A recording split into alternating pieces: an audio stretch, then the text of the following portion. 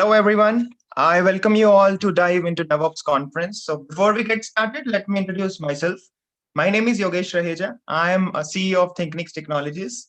I have been helping many organizations in their journey in DevOps, infrastructure as code, containerization, and cloud computing.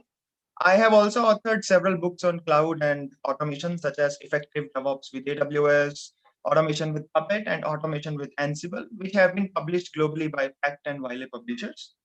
In this section, we will try to automate whatever manual tasks we have seen so far. So let's get started.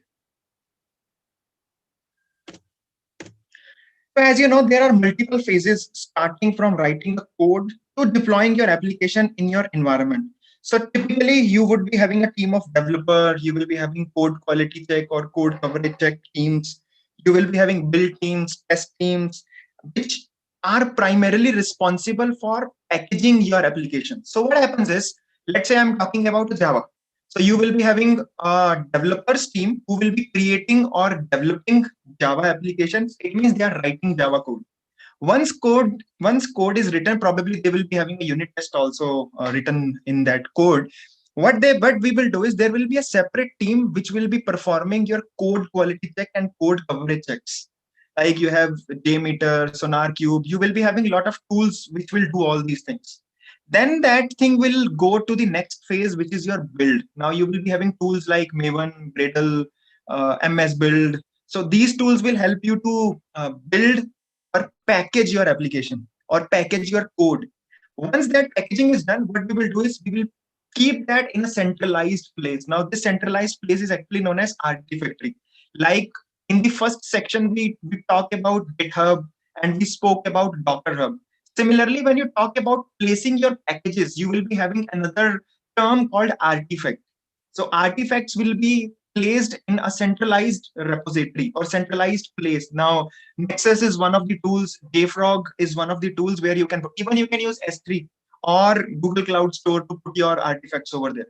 So now at this stage, what we will be having our package ready. Once packages are ready, the next team will come. These are your operations or environment teams. The prime responsibility of your operations or infrastructure or environment team is to take this package, deploy that package on lower environments, right? And on your higher or production environment and maintain them. So this is how you typically you roll out your applications. So from start till deployment. So from development till deployment, this is a typical steps which we follow. Now again, there are a lot of things which will be there. I haven't mentioned a complete dedicated testing phase over here because testing itself is having a lot of things: unit testing, integration testing, functional testing, non-functional testing, infrastructure testing, performance or stress testing, right? Likewise, if you are using cloud native and container testing, so you will be having multiple phases for testing also. So that's the reason I haven't shown testing phase over here to keep the things simple. Now, just imagine if we take ourselves again 10 years back, these all things were manual.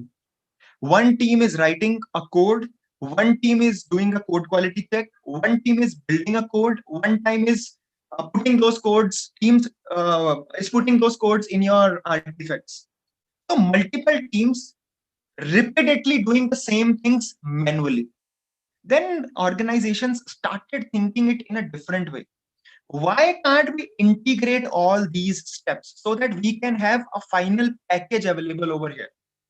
Now that thing actually gave a term to something called CI, continuous integration. Now you will be having multiple developers who are working on a same application. Every time they are putting their code or doing a checkout of their code to your version control system, as soon as they do a checkout, automatically these all codes or these all tools will talk to each other and complete all those manual tasks in an automated way. Now, building your things as soon as your checkout is done is actually known as continuous integration. It means my application package is ready. I am continuously integrating the things and I'm creating a final bundle over here. This process of continuously integrating things is actually known as CI, continuous integration. So I have a package available over here. Now I have two options. One option is I can automate that my lower environments can take that package and automatically install them. Example, like Ravi showed you Ansible.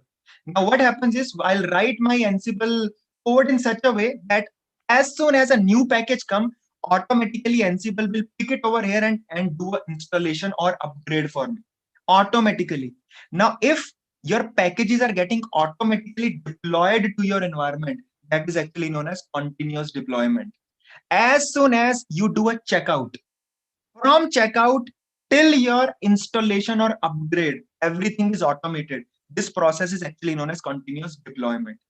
Continuous deployment is good for lower environments because no one will going to take a chance of putting the same thing in production without review or without approval. It means after lower environment, if I want to make those changes in the production, someone have to approve those changes, right? If anything is getting deployed in a approved way in your production, that is actually known as continuous delivery. So now we used to say CI CD. Now CD is having two meanings associated with it. One is continuous deployment, one is continuous delivery. Continuous deployment means end-to-end automation. Continuous delivery means installation or rollout with approval. So rollout with approval is actually known as continuous delivery. Now these terms are very important because people will usually get confused with it. Continuous integration means we are integrating till our packaging part. Continuous deployment means we are doing end-to-end automation till deployment in a lower stage. Now, when you are putting or promoting that lower stage into a higher stage, you want approval. Someone should review and approve. As soon as you approve it, that package will going to roll out over here. That process is known as continuous delivery. Now, if you closely see here, what actually we are doing, still everything is same. We are having a development team. We are having code quality check. So this is one stage.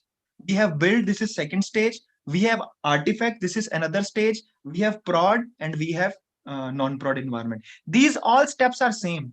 But what we are doing is we are actually defining these steps somewhere in some tool, right? Which is actually doing all these things in an automated manner for us.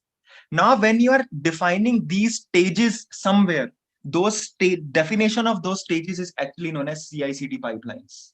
I want this step to happen first. Once done, do this. Once done, do this. Once done, do this and do this. Now, wherever you are defining all those things, that definition itself is actually known as CI/CD pipelines. If these terms are clear to you, CI, CD, stage, and pipeline, it means you know the basics of CI/CD pipelines. Pipeline means I am defining all these manual steps so that they can run in an automated way, nothing else. Correct? So now what I'm going to do is, once this thing is clear, now we need to understand what all are the tools available in the market which provide CI/CD capabilities. So when you talk about the popular tools, one tool which stands out is Jenkins. Now when you talk about CI/CD, the first tool which come in our mind is Jenkins. Undoubtedly, Jenkins is one of the most widely used open source CI/CD tool. Apart from that, you have certain enterprise tools also available, like TeamCity is one of them. So Bamboo from Atlassian is one of them. Similarly, you have one more tool which is gaining the popularity, that is known as GitLab CI. I have written here GitLab, but the tool name is actually GitLab CI. Similarly, one more tool which is offering from Microsoft Azure is also getting a popularity, which is known as Microsoft Azure DevOps. So now that service of Microsoft is also getting a lot of popularity. But in this specific case, what we are going to do is we are going to understand this thing using GitLab CI, right? Because in our previous conferences, we already took Jenkins. So now we will replace that Jenkins with GitLab CI and we will understand how we can create pipelines, right, in GitLab CI. So before we begin, what I'll do is I'll just give you a small introduction about this platform. So what is GitLab? GitLab was actually originally developed as a collaboration and version control tool. But later on, what happens is the functionalities were extended to have CI capabilities also. The actual GitLab, as an tool was actually established in October 2011, but it got commercially rolled out in 2014. Now, when you talk about offerings, GitLab is available in two major offerings. One is Community Edition, one is Enterprise Edition.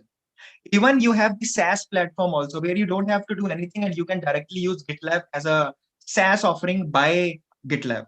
So you have open source, you have enterprise, right? Which are the offerings they provide. And when you talk about deployment models, you can deploy it on premises or you can take their SaaS offerings. Now, when you talk about this tool, now because I have done a lot of study related to GitLab.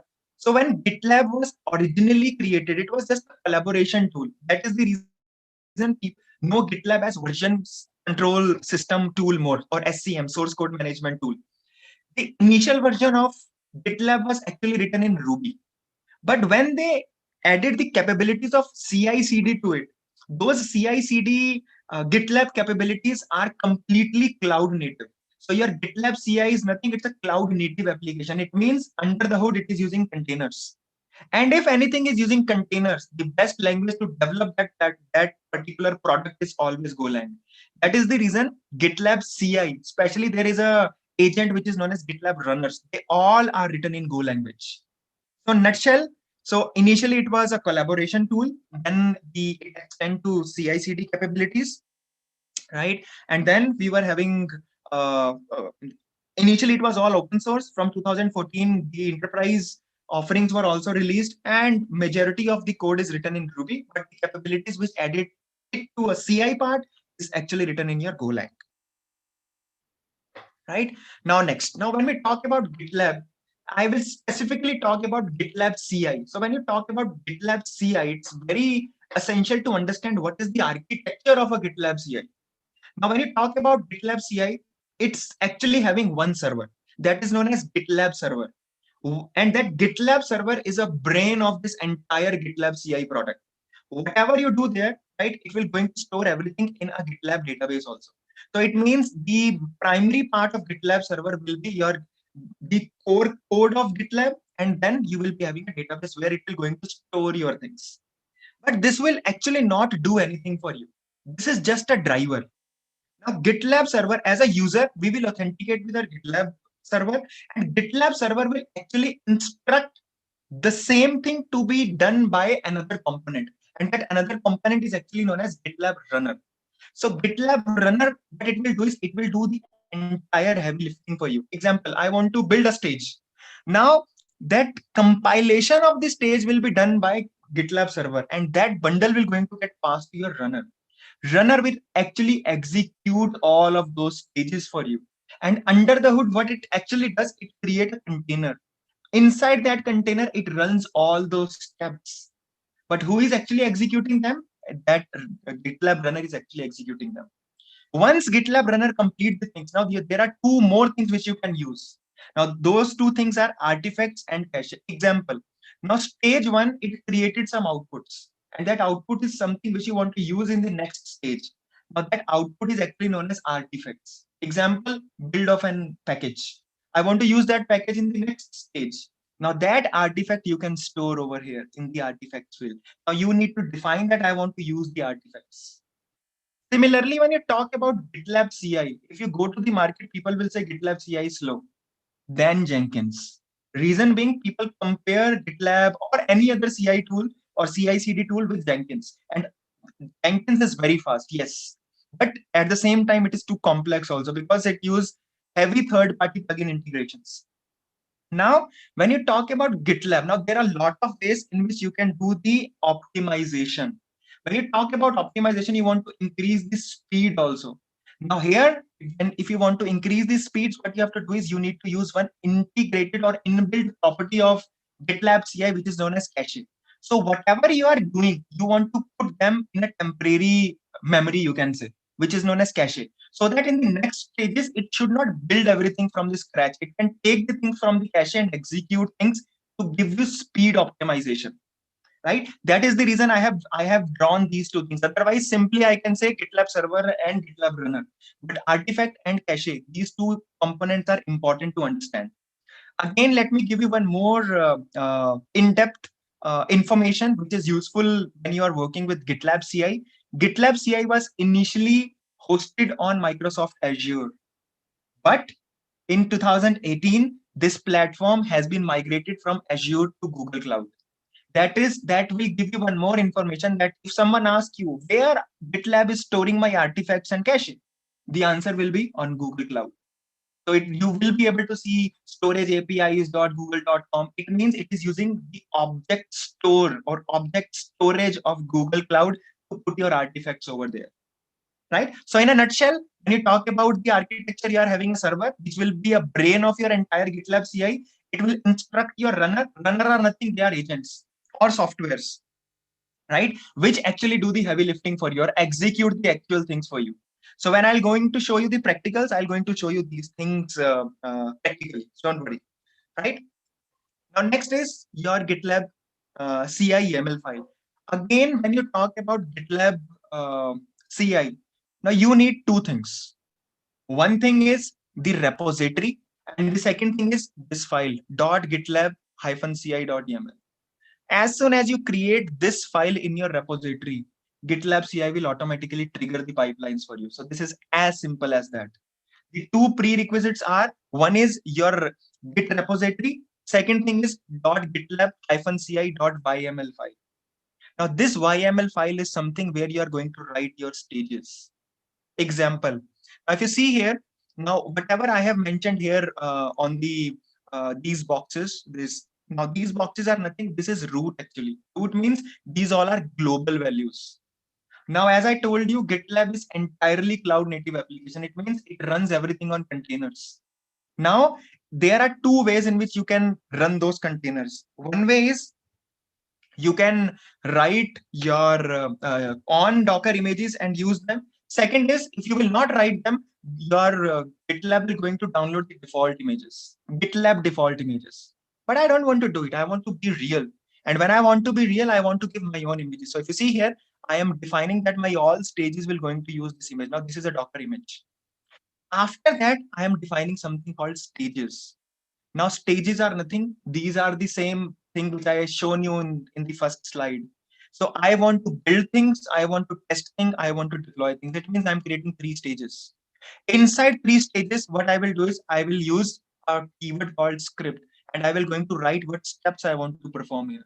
Example, I want to download a code, step one. I want to use a Maven to build my code, it will be step two. Once done, I want to put my artifact, my war file or jar file in /home/ThinkNix user. So this will going to be my artifact.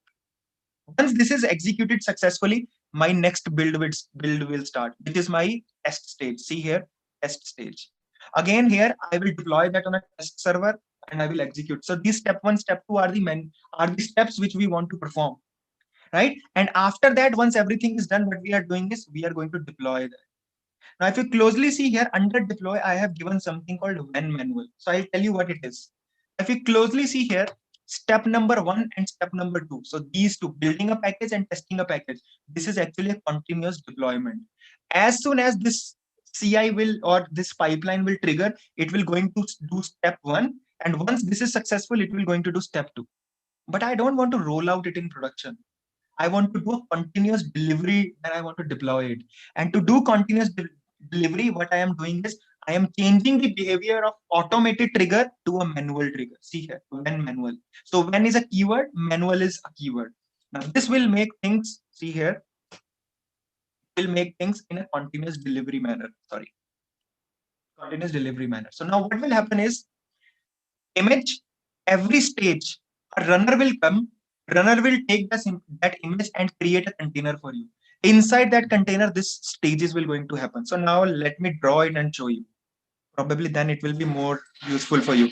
So what I will going to do is, now what will happen is my runner will going to take this image, this particular image, right? And it will going to create a container for me. Inside this container, it will going to execute this particular stage. This stage will going to get executed over here. Once this stage is completed, this container will going to get deleted. Again, a new runner will come. It will going to create a new container for you. And inside that container, the second stage will going to get executed. This one. Right? And these all things are actually happening in a continuous deployment manner automatically. Then I kept a check that don't put things in the production automatically. Now it will ask me for the approval. I will approve it. Once approved, again a runner will trigger another container. And inside it, my last step will going to get performed. This one. Right? So this portion will become my continuous delivery. And this will become my continuous deployment. I think it's better we can see this in action. Now, before we go and see this in action, let me draw what we are going to do. Now, this is something which we have done manually. Now, let me take some of these steps and do everything in an automated way. What I'm going to do is, I'm going to use Terraform. Stage 1 will going to be provisioning. So I'm just writing provisioning. So my stage 1 will going to create 2 servers for me. Right? And then I will proceed with the second stage. My second stage will going to be cluster setup. Right? Cluster setup. It will going to do Kubernetes setup for me. Then my third stage will come. My third stage will going to be cluster testing, where I'll see either my cluster is up or not, everything is running or not, and so on and so forth. So I will say cluster testing. Once done, what I'm going to do is I'll go to the next part. And my next part will going to be application. So I will deploy one cloud native application. Cloud native application. So I'll do a deployment of one cloud native application. So app deployment. All this is happening continuously. So I'm not doing anything. I'll automate all these things. And then finally, what I will be having another stage. And that stage is actually known as destroy. Once my things are done, I want to destroy the things also. Right? What I will going to do is I'll going to have, let me make it with a shape. I'll going to have these all things in continuous deployment manner. So continuous deployment. I will going to do continuous deployment of all these things. Once done, I will put a check over here. So I'll mark it with a red color and I will approve it. Once I approve it, things are going to get rolled out. And it means it will going to destroy things for me, my environment. Now, this is the entire CI/CD pipeline I'm going to draw for you. Right? Because I don't want to destroy things unless and until my application testing and all those things are done. So I will going to deploy an application in an CI/CD format for you using continuous deployment. Then we will test that application. I'll give you a link. You do now this is a voting app. You give a vote to it and we will see all those things. Once it is done, what I will do is I will approve or review something, approve it, and you will be able to see things. Whatever we have done, it will going to get destroyed automatically. Now, this is very useful. Now, this is just one of the simple case, right? You can do whatever you want to do.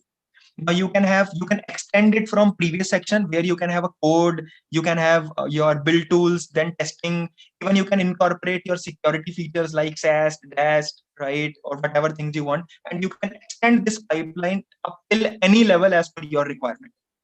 The only thing is whatever you want to do continuous, that is deployment. Whatever you want to do with approval, that is delivery. So I'm just writing delivery here also. Now, this is something which I will do. Now, again, as I told you, there are two requisites to it. One is Git repository. And second thing is your .gitlab -ci.yaml file. Right? Now there are two ways in which you can trigger this pipeline. Let me clarify this thing over here. So you can trigger this in two ways. One thing is, as soon as you change anything in this, your repository, right, automatically your pipeline will trigger. Pipeline will trigger. Second is you can trigger it manually also using GitLab UI. Right? I'll just show you all these both options. I'll show you, right? As soon as you do any change, automatically this pipeline will going to get triggered. Right? So you, again, you can do it from UI or you can do it using your VCS. You can commit the changes and things will going to run. Similarly, you can do it manually also. Using GitLab UI, there is an option, run pipeline, click it over there, all done. Right? So let us jump into the practical now. So this is again my AWS. If you see here, only one server is running. Let me show you. Only one box will be there. Yes, there is only one box, right? So what I'll do is I'll come here and I'll going to log into gitlab.com. I'm using a SaaS offering. See here, I'm inside it. So if you see here, this is the main page. So let me log out and log in and show you. Let me sign out so that I can show it to you. Now this is the open source one. So I'm not using the enterprise one. This is the SaaS offering I'm using. So my username, and I cannot reveal my password, but there is some password. And if you see here, as soon as I come here, it will come to the first section. This first section is nothing. This is all projects. See here. So I have 1, 2, 3, 4 projects over here. So I have created this specific project called Dive into DevOps for you. Now, if you closely come here, it took me into this project, and this project is having this overview section over here. So if you come to a project overview, see here, I have created all these repositories over here. So we have a Terraform provisioning. So this is my first part. This is my second part, which is Ansible. This is my third part, which is cluster testing. Fourth part is my cloud native application deployment, right? And fifth is I will going to use same thing to destroy this stuff also. So I have written all this code. So if I come to Terraform, see here, all things are likewise. If I go back, if I go to Ansible, see here, everything is likewise. If I go back, if I go to K8s, this time you will see I have developed an entire application over here, right? So this is what I was saying, that you should have one Git repository. Now this Git repository is here. Once your code is ready, what we have to do is we need to create file like this, gitlab-ci.yaml. So if I click it and show it to you, see here, I created my own image, right? Dive into DevOps v1. Now this is available on Docker Hub.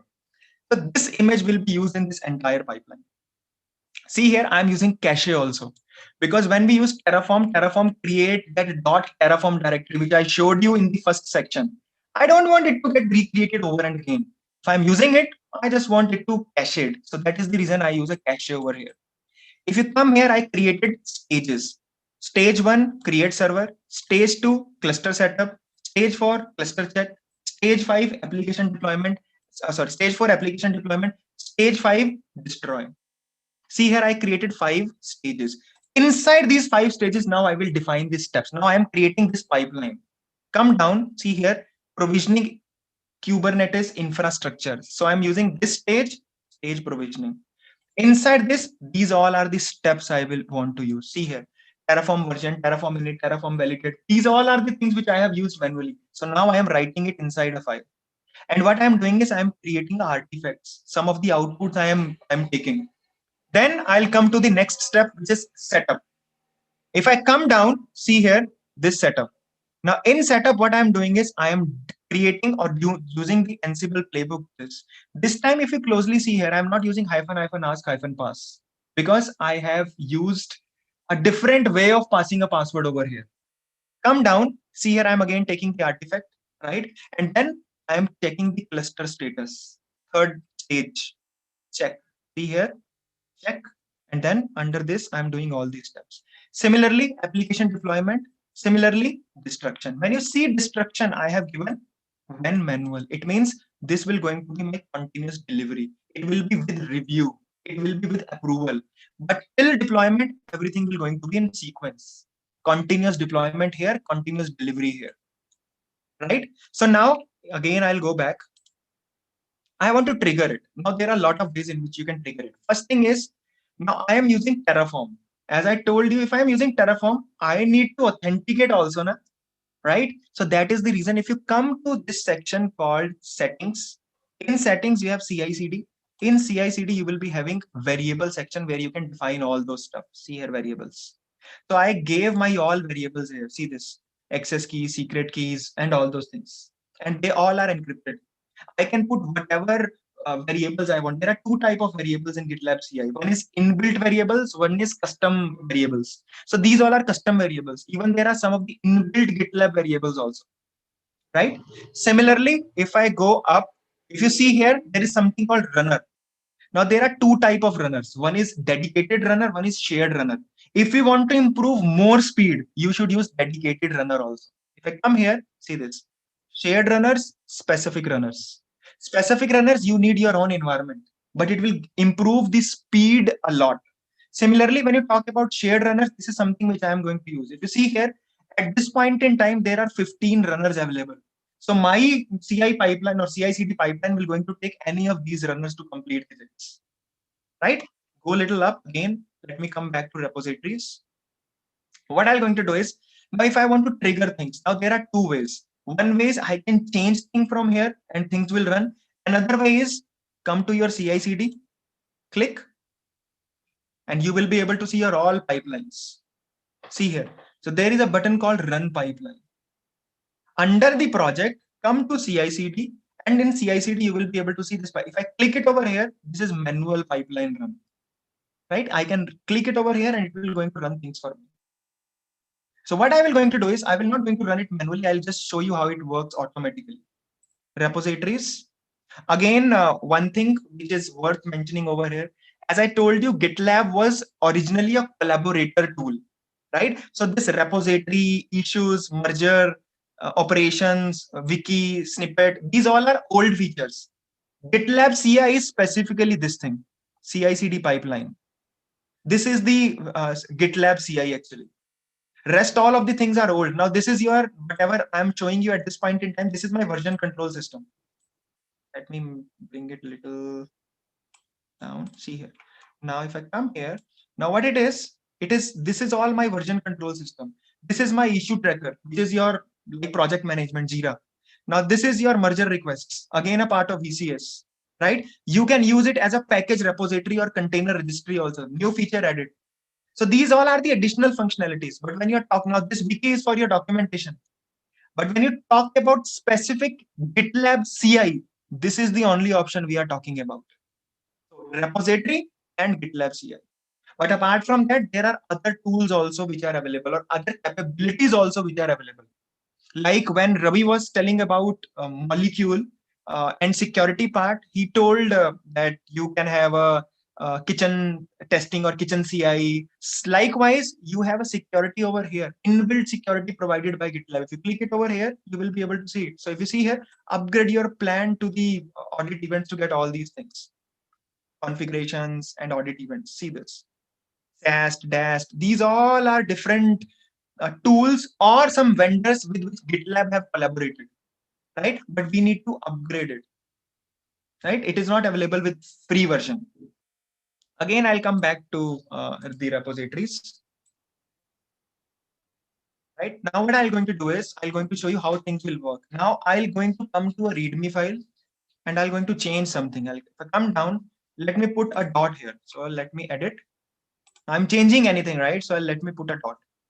Or let me put a line, I'm doing a test. Enter. I am doing a test, right? As soon as this change will going to get merged. So if I commit this change, you will see the pipeline will going to get triggered. See here, this button. This is start of a pipeline. Now if I come here, even if I refresh it, now it is actually searching for a runner. As soon as the runner will come, things will go. So what I'll do is I'll come to the CI/CD to show you this CI/CD, this pipeline. See here, this pipeline started. This is stage 1 in the pipeline provisioning. Now, if you want to see the status of it, just click into this running. It means this pipeline is running. Run into it, click into it, come down, see here. Provisioning stage, setup stage, check stage, deployment stage, destroy. This all is coming from your GitLab CI.yaml file. Now, if you want to see what is actually happening, what you have to do is you see this link. See here, these all are not started. This is actually started. This is running. Click and it will take you to a console. And here you will be having everything. See here the first line, running with GitLab runner this. It means agent is started. Then if you see here, it is preparing Docker executor for you. See here, using Docker executor with image this. It means GitLab runner with the help of Docker is downloading the image for me. Once image is downloaded, see here, image is pulled, it is creating a container for me. Once container is created, what it is doing? It is doing a git pull, or you can say it is cloning a repository. Once now it is initializing a repository, and then it will going to put the things in that repository and start building the step-by-step stuff for me. See here, Terraform started, Terraform things happened. See here, whatever I have wrote in those stages, it is actually doing all those things. Let me show you. Let me open the CI file, GitLab CI. Come down. See here, it did Terraform version. If I go up, see here, Terraform version. Go a little up, see this. It executed Terraform version. After that, it CD into it and then did Terraform init. CD into it, then it did Terraform init. Once done, then it did the validate and applied it. So come here, see here. It validated the things and then it started applying it. And when it is applying it, actually it is creating servers for me. See here, master is created, worker is in progress.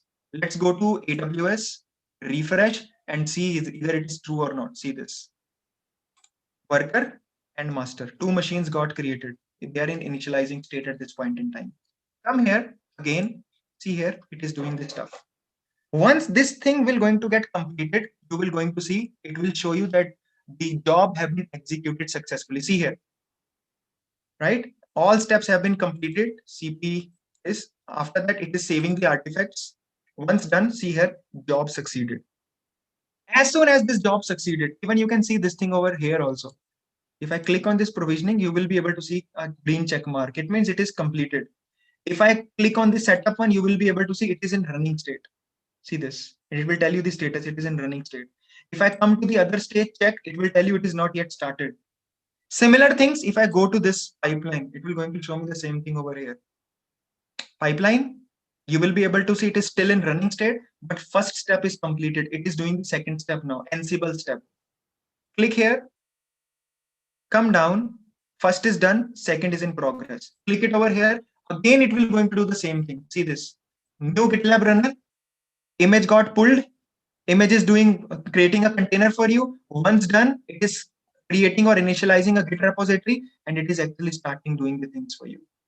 Now it will going to execute the next staging steps, which are your Ansible playbook run. So we'll wait here for a couple of seconds and we will see this. Export CP, CD and YAML. See here, export CP, CD and then Ansible playbook. You see here, it started doing it. What it is doing, gathering the facts, installing the required packages, like I showed you in section 1, demo 1. Right now, what it is doing, it is actually doing an entire setup of Kubernetes for us. It will going to take couple of seconds or couple of minutes, rather, not seconds, to complete all those things. Now, Ansible is actually making connection with these two servers, master and worker, and performing the entire Kubernetes cluster setup for us. Let us wait and see.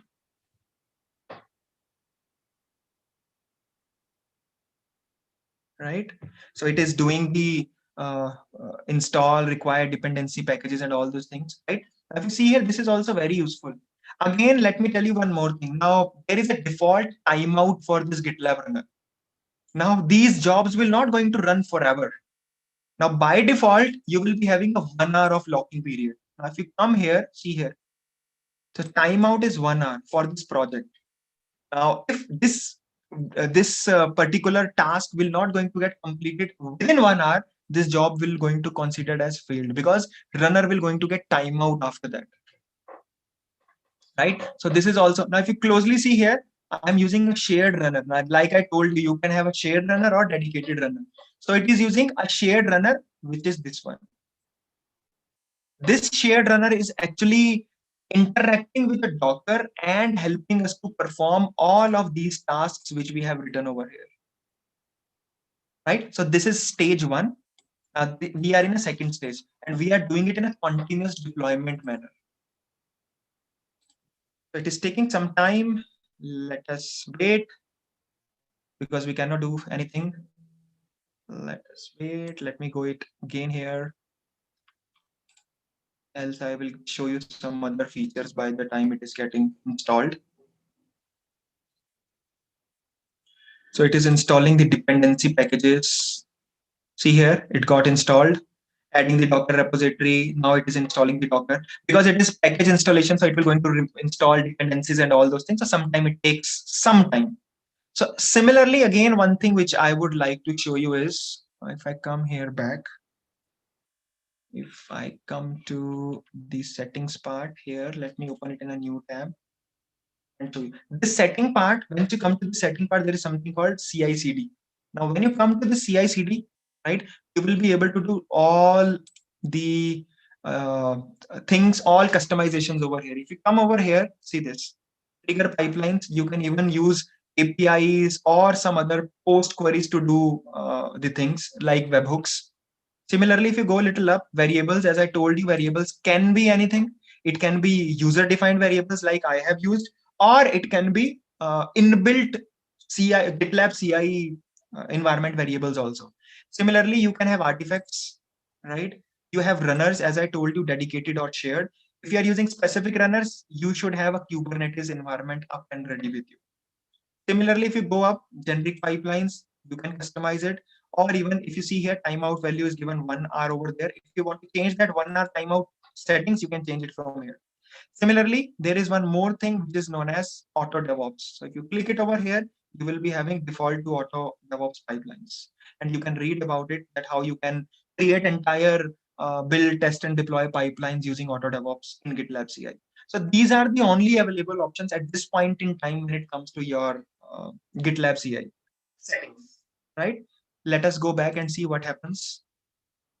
Now, if you see here, Kubernetes, now the networking setup is going on. See here, master got initialized, and after that, it is attaching the worker node. So hopefully, within the next couple of seconds, we will be able to see our cluster is up and running. Now, if you see here, this section, it is showing you it is in a running state. If I go up, see here all stages, it is showing me in check mark again.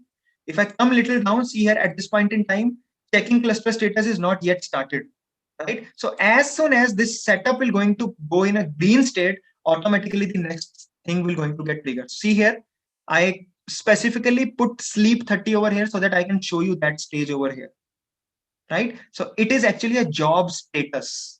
As soon as these 30 seconds will pass, I will be able to see job successfully completed. And then here, I will be able to see a green mark, and this automatically going to pass the control to the next one because everything is automated. See this, job succeeded. Now let us wait for a couple of seconds and you will be able to see. Sometimes this portal takes some time. So come here, check, see here, it is showing me green mark. Pipeline is running, but this is created. See here, setting up Kubernetes using Ansible passed. Now, if I go to the next one, check. See here, check is in a running phase. Checking cluster status in a running state. Again, I'll go to a pipeline back. Again, I'll come and show you. There will be second tick mark. See here, this stage got completed. Now I want to go to another stage. I can go from here also. Rather, I can go here. I can go from here also. Click. It will click here and it will take you to that portion. See here, this also got completed. Same thing, runner, image, then clone, things run. See, if you see here, I executed kubectl get node and this all. See here, it is showing me ready. My cluster is ready.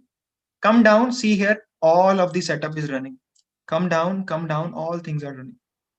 Once this is done, it will go to the deployment. Now, if you see here, deployment is in progress. Now, this is application deployment. It is actually deploying a cloud native, a voting app, which I'll show you. Again, what I'll do is go to CI/CD, come to this part, click, right? If you come here, see here, it is initializing it. By the time it is initializing, let me show you one more stuff. If I go to CI/CD pipelines, if I go to a pipeline section, if you closely see here, there is this button is just showing me cancel here. See this cancel, right? Once this will get completed, I will show you, you will be having a play button over here because I want to manually approve this, right? See here, at this point in time, it is showing me cancel button.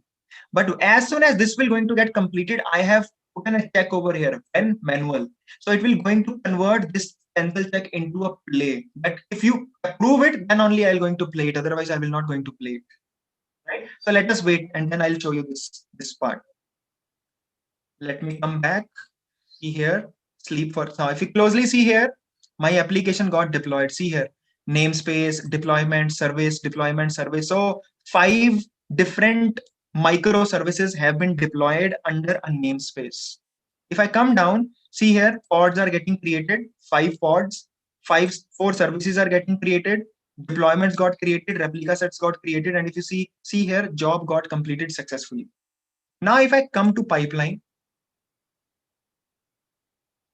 and I come here, see here, first of all, it is showing me passed. It is not showing me running. It is showing me passed because my continuous deployment is done. But if you see here, this portion, this is yet not run. It is skipped. If I click it over here and come here, see this thing. Here you are having this play button, this button or this button. It is manual. It is not automated. I said stop here. I don't want to deploy it automatically because I want to roll out it myself. I don't want to destroy things, right? It's not, I will not be able to test my application in our case. So what I'm going to do is now I'm going to show you what application it have deployed. So I'll come to my AWS account. So this is my worker node. Copy, paste. Let us see which port we have exposed. Come here. I come down. Port 31,000 and 31,001. So I think we are not using 31,000 somewhere else. Yep. So if you see here, this is a voting app which we have installed. And if I want to see a result, I'll come here, and I'll put it over here. See here, at this point in time, if you closely see, there are no votes. If our application is working fine, what I'll do is I'll give a vote over here. Let's say I give a thumb up. As soon as I do a thumb up, see here, it got registered. Right? It's a cloud, one container talking to another container, talking to another container, and finally, see here, I will be having my vote registered. If I come here, give a thumb down, come back, see here, it got registered. Again, come here, it got registered. Now let us see that this is working for you also, because this is a public IP I have used. So what I'll do is I'll copy this link and I'll paste this link on a chat to everyone. And let me do it. Give me 1 minute. I just pasted a link, right? Just give a vote and you will be able to see everything will going to get reflected over here directly. As soon as you give a vote, things will going to get come over. See here, votes are getting increased. It was 1, now it is 4, 5. So as soon as you give votes, you will be able to see either it is working or it is not working. Even you can rate my session also. If you give a thumb up, it means you liked or enjoyed the session. If you give down, it means it was not yet impactful. Right? So if you see here, this is live. Right? So this is how you actually create your CI/CD pipeline. See here, 14 votes, 15 votes, 16 votes. Right? So anyways, 94%, I think I haven't achieved, 88%, I haven't achieved this in my academics as of now. 95, wow. Thank you so much. So what I'll do is, now I'll again come back and we'll keep continue with our system. I'll come back. If you come over here, now what happened is it have created everything for me. It have installed everything for me. Now let's say as a last step, I want to destroy it. Now, it can be either a promotion to another environment, but in our example, what we are doing is we want to destroy it. What I have to do is I need to trigger my continuous delivery. So what I will do is I will just create this button called play. As soon as I click it, it will going to start my, see here, it is in progress now. If I click it over here, right, it is searching for a runner. See here. As soon as it will going to get a runner, see here, it got a runner. As soon as it will going to get a runner, it will going to fetch your Docker and it will going to spin up a Docker machine and it will going to do all those things of deleting this stuff. If I come here, refresh, see here, my Docker Kubernetes master and Kubernetes worker nodes are up and running. So what will happen is once this pipeline will going to get completed, you will be able to see these things will going to get deleted automatically. Again, I'm using the power of Terraform to do all these things. I could have used Ansible also. See this. GitLab runner. After that, again Docker. Again, container got created. After that, again Git initialized, and then it is starting doing the thing. See here. Terraform init. Instead of Terraform apply, it is actually doing Terraform destroy this time. Again, one of the command line utilities I am using. So if I come back here and if I refresh it, hopefully we will be able to see one is gone, right? Even you will be able to see it in terminate state if you want to see, if you want to really see it. Or terminated. Or it will be in shutting down state. Shutting down. See here, worker is getting shutting down. So if I come here and if I closely observe the logs, see here, worker is getting down. If I come here, see here, worker is shutting down. Similarly, when you see master, see here, destroying the master now. If I come here, if I refresh the screen, see here, worker is gone, master is in shutting down state. With just one click, see, I haven't logged in into Ansible. I haven't logged in into my development environment. I haven't logged in into a server which I have created. Just with the CI/CD pipelines, I'm doing all these things. This is what actually the future for containers or future for IT is. So without logging into servers, you want to perform the things. Because if you log in into the servers, you do mistakes. And when you do mistakes, obviously it will cost dollars to your organizations. So what I'll do is, see here, come back, job succeeded. Come to the pipeline, and you will be able to see here, everything is passed, green, green, green, green, green, everything is done. If you want to run this manually, you can run this from here. If you want to download the artifacts, you can even download the artifacts from here, right? You want to do a GitLab CI linting, come here, right? And you can put whatever CI, GitLab CI.yaml file you have created, and you can validate it. So it's a linting tool. Go back. Sometimes what happens is, again, practical challenge. Sometimes what happens is your runner, these jobs will take a lot of time to find the runner. So what you can do is you can clear the runner's cache also, right? So you can do this thing also. So these are the three things which are important over here. This is the fourth one, which is artifacts download, right? And this is your pipeline. This is actually your pipeline. Inside this pipeline, these are the stages. These stages we have configured in continuous deployment and continuous delivery manner, right? So with this section of mine have been completed. So thank you so much.